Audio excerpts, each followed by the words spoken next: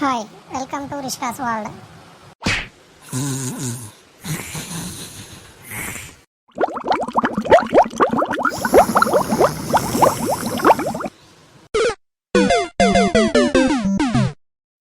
అబ్బా, అప్పుడే తెల్లారిందా?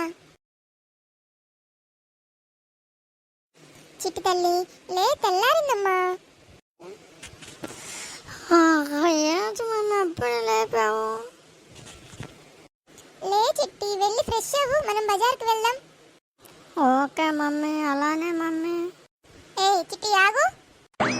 ఏంటి మమ్మీ? ఏంటే బెడ్ అంతా తడిగా ఉంది, పాస్ పోసావా నువ్వు? లేదు మమ్మీ, నాకు కళ వచ్చింది మమ్మీ, భలే భయపడ్డాను. అయినా నేను కళ్ళలో కూడా బాత్రూమ్కి వెళ్ళే కదా పాస్ పోసుకున్నాను, మంచం మీద పోయలేదే.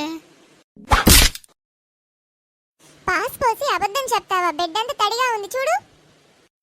నేను బెడ్ మీద పోయలేదు మమ్మీ. మరి నువ్వు కాకపోతే ఈ పని ఎవరు చేశారే?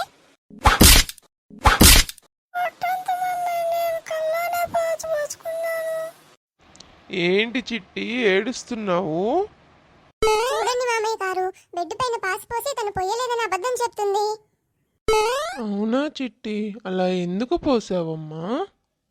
లేదు తాతయ్య, నాకు కళ వచ్చింది. కళ్ళలో కత్తితో పడుచుకొని చనిపోయినట్టు కూడా కళ వచ్చింది. మరేమో ఆ కళ తర్వాత నేను భయపడి బాత్రూమ్కి వెళ్ళి పాస్ పోసుకున్నట్టు కూడా నాకు కళ్ళలోనే వచ్చింది. ఓ అవునా?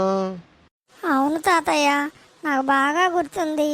కళ్ళలో నేను బాత్రూంలోనే పాస్ పోసుకున్నాను, కానీ అమ్మ ఏమో బెడ్ మీద పోసానని చెప్తుంది. అవును బంగారు తల్లి, నువ్వు చెప్పేది నిజమే, అమ్మ చెప్పేది కూడా నిజమే.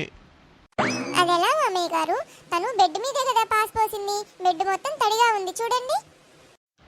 నిజానికి మనకి కలలొచ్చేది మనకి కష్టసుఖాలను అనుభవింపచేయడానికే.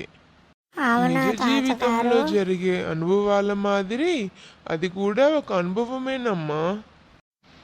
అవును తల్లి, ఇందులో నీ తప్పేమీ లేదు.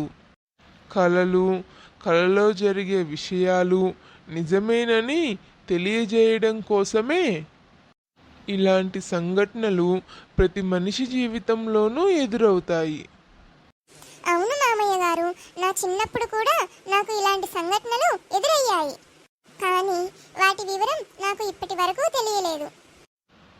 మనకి కలలో చేతికి దెబ్బ తగిలినప్పుడు నిద్ర లేవగానే చేతికి దెబ్బ తగిలిన చోట నిజంగానే నొప్పిగా ఉంటుంది.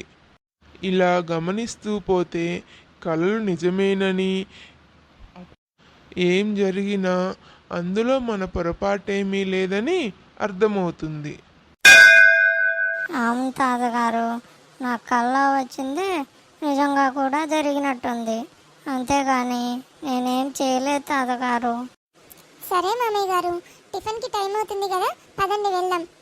సరే చిట్టి, ఇంకా నువ్వు కూడా పద, ఫ్రెష్ అయ్యిరా, టిఫిన్ చేద్దు.